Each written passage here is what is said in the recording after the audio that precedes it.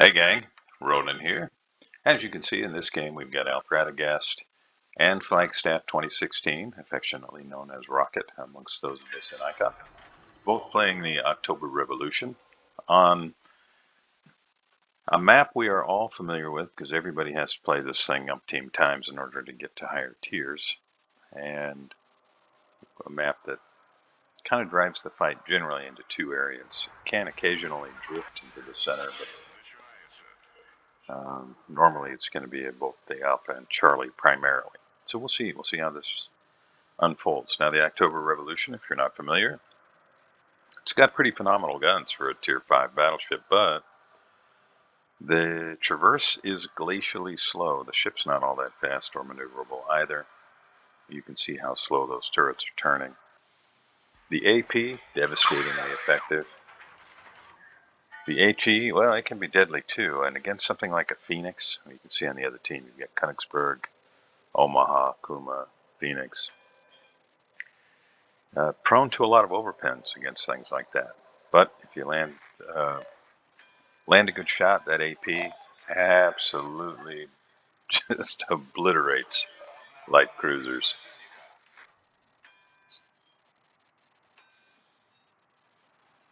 So our hero has loaded AP, and we'll see what kind of success he has.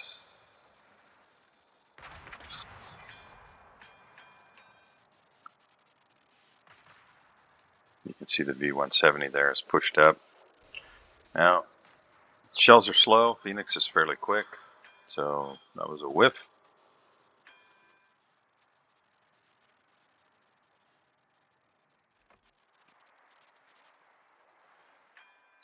Now it says it's going to take 10 seconds for the shells to get there, more or less. And you can see that it's given a huge lead.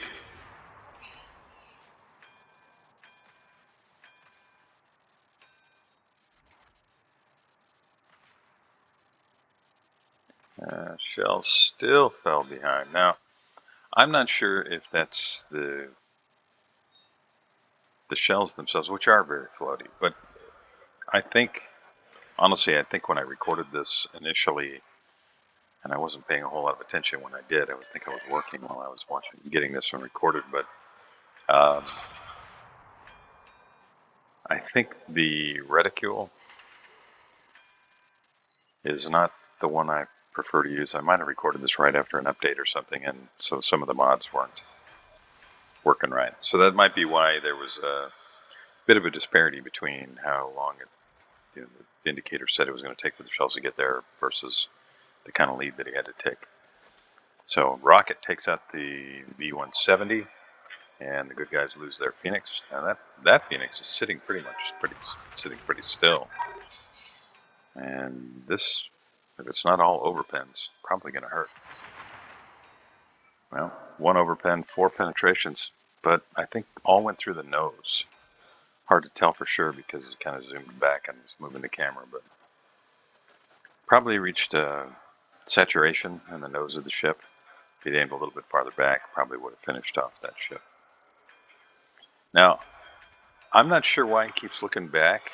I think I would be worried about finishing the cruiser. But Kuma and Omaha on the bad guys team finish off Omaha and T-22 on the good guys team. So good guys are down 3 ships now. And Alpha's focused, in my opinion, in the wrong area.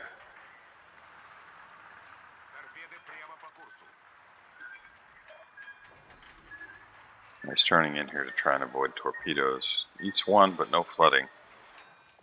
And I think that's a good thing because, in my opinion, it would have been a lot better to finish off that cruiser. And his guns now are going to be poised to finish off that cruiser at last. Well, we'll see. He's going to have a Derflinger up close. He's going to have an Omaha up close. 10 seconds. I'd keep turning the ship myself, but I would not be turning in here. Omaha has torpedoes. But I guess if you can blap the Omaha, none of it's going to matter.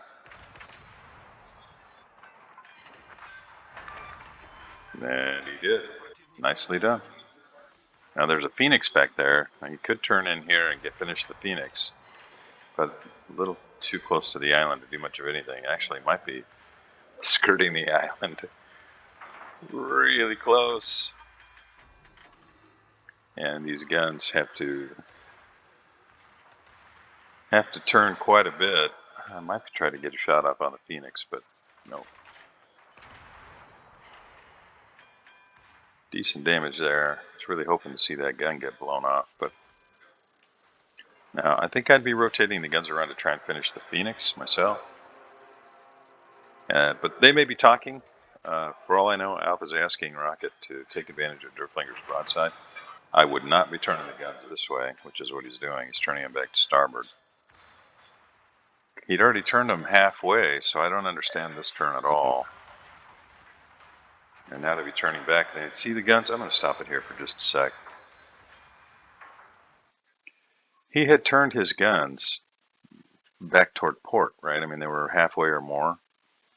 And then he turned them to starboard again. Now, if you're only worried about the rear gun, this last turret, okay, fine. But, you know, you have two other turrets here. And when you start turning them back this way, especially if you're going to turn back to port, you know, when you're going to rotate, use the right mouse button, hold it down, and then you can look wherever you want without turning your turrets. He could have had his turrets essentially poised to blap the Derflinger and then with the rear guns and then finish the Phoenix as the front guns finish coming around. But you've heard me talk about this before if you watch my videos at all. It's so important. Use that right mouse button, hold it down when you want to see what's going on around you. You can even turn the mouse, you know, to move your guns to one side, then hold the button down and then look everywhere. And then when you're done looking around, the guns are where you pointed them. Really, really important, and it can make it so much easier, especially in a really close engagement like this. Get your guns where you want them when you're making your turn.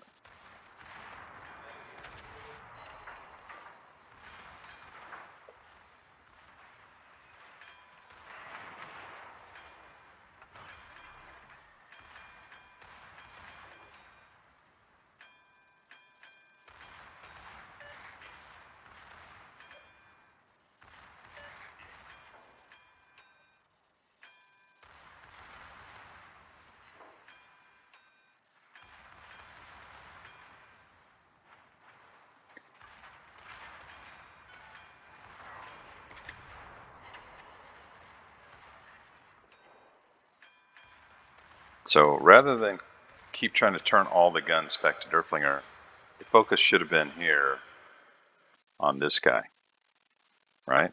These guns right here could finish that guy. So when you're thinking about your ship, especially if you're playing a battleship, especially I think at lower tiers where you're going to have these more close range engagements, think of them in terms of separate guns and be aware of what their rotations are. You know, how far can they turn? And this gun could be the only one focused here because you've got Rocket here as well, right? And look at his front guns. They're definitely pointed here. But you had these turrets that could have finished this guy. So, you know, these are the kinds of things, at least in my opinion, that make a big difference. You know, they're small things, but they make a big difference. And it's just keeping in mind that there's more than one thing going on. When you focus on only one thing, you're going to be somewhat hamstrung if you're playing against people who are able to think about multiple things.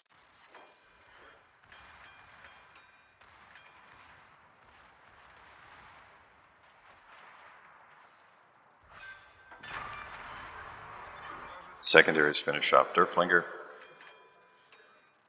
And there's the shot on the Phoenix. Almost finished him off, and this probably will do the trick here.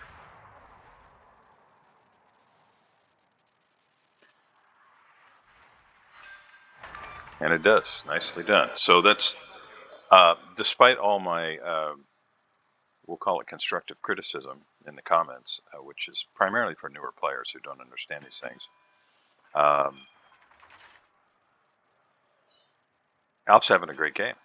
3 kills, 62,000 damage. And Rocket is no slouch either. He's got himself a kill. South Carolina, not very fast, and the guns are not all that great. A little chip damage there.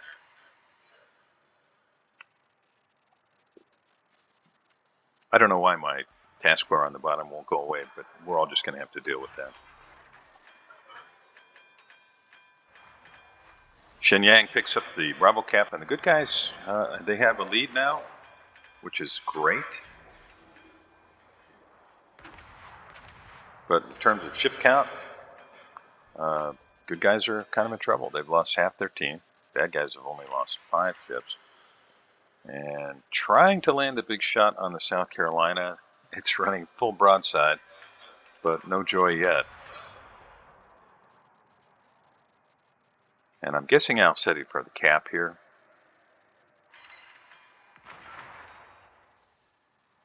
And, you might think, well, it's 11 kilometers away, should be landing the big shot. But, fair's fair. These guns are not accurate.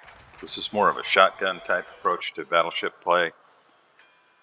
At Tier 5, you're not going to have very many ships with accuracy. You're just putting a lot of shells in the air and hoping that something lands and does big damage. There is a nice shot rocket. There is an Italian battleship that maybe is an exception to that rule. And just like that, things have evened up quite a bit. Good guys are down to 5 ships, but everybody's still got a fair amount of HP. The bad guys have got 5 ships, but their Kuma, he's in big trouble. If he gets spotted again, he's probably going to get sunk. There it goes. Nicely done, Alf. So that's 4 kills for Alf, 83,000 damage, and you're not going to see usually huge damage numbers in Tier 5.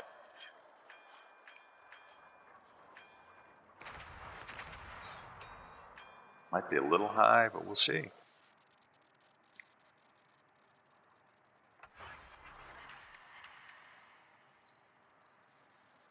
And Alf's now rotating the guns as he turns the ship, trying to stay in the cap. Will the Koenig put guns on him now that he's in the cap? Now, if Alf were to slow down here a little bit, the Koenig would move outside of his detection range, but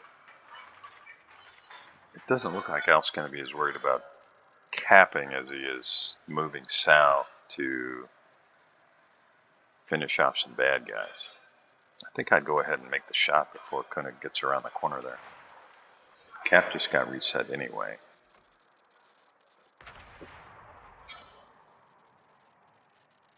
Hopefully that'll land, but no joy trying to get the cap. So, what was I talking about there? Well, the Koenig was able to detect Alf regardless whether he fired or not. So I think I would have gone ahead and made the shot, and just accept the likelihood that the Koenig was going to put a shell on Alf's ship and reset. And then the only way to secure the cap at that point would be to just sit there. And, maybe that would have been worthwhile, but it doesn't look like it's going to be necessary because you've already got 2 caps for your team and a commanding points lead. So even if the bad guys secure the Charlie cap, which looks possible, you're still going to be doing well because then both teams have a cap, a single cap. And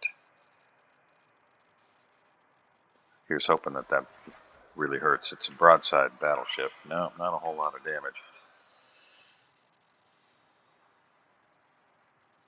See the fire raging on that hill there. If you didn't back up about 4 or 5 seconds, and you'll see what I'm talking about. Art department, they just hit home run after home run in this game.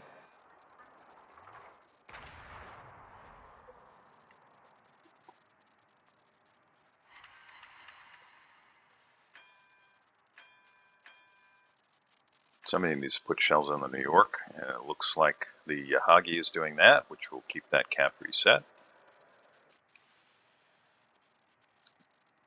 Shenyang, I'm sure he's hoping to get torpedoes on somebody. It's hard to tell whether he's trying to get the König or the Rhine. I'm guessing Rhine, but we'll see. Nope. He's getting awfully close to the Rhine. Look at how slow that turret traverse is.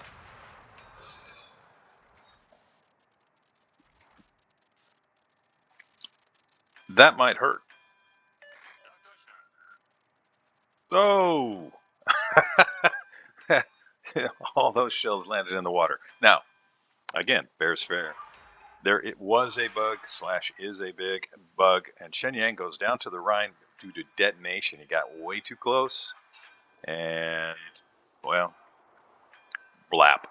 4 ships apiece. Good guys still have a really big lead. The bug that I was talking about, a targeting bug that would make your shells land short. And if you're unfamiliar with that, just Google, oh, nice shot. Just Google WoW's targeting bug, and I imagine you'll probably find some things. I know there were multiple streamers who did videos on it. And if you are not aware, if you're feeling like that may still be happening, because it seems like there may be some debate about it, despite Wargaming's claim that they fixed it, yeah, that's probably going to really hurt. Nope, maybe a little too far forward. So in case you don't know, you want to try and hit where the turrets go down into the ship, or the very center of the ship, kind of at the waterline. And if your shells land too far forward or too far back, that's probably not going to happen. Ryan is going to bring some torpedoes to bear here. It looks like Rocket's going to finish off that New York, and he does. Now, if you're keeping score, that's 7 of the red ships taken out by ICOP players. Nice job, gentlemen. I think I'd have made the shot there that you had, but it looks like Alf wants to get all the guns on the Rhine.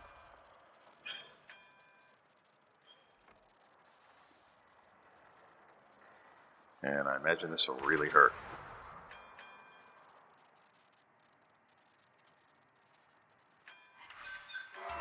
Yowza. Well, there's the Kraken. So Alf has picked himself up a Kraken, and, well, if you look at the top of the screen there, basically every other award. And he and Rocket together account for 8 red ships, and maybe 9 before it's over. Rocket is actually in the red cap. Ryan offers a kind of more or less harmless retaliatory strike there. And this could end quite suddenly, as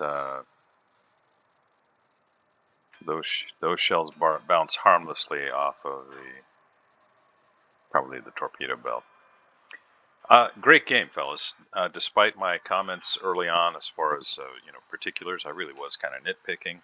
Really, really solid game. Fun to watch. This is a fun ship to play. If you haven't played it before, it is fun. It's, like I mentioned, the turrets can be really frustrating, but if you're anticipating where the bad guys are going to be, you can really put these guns to good use. 117,600 damage, and that's going to probably jump up here just a hair.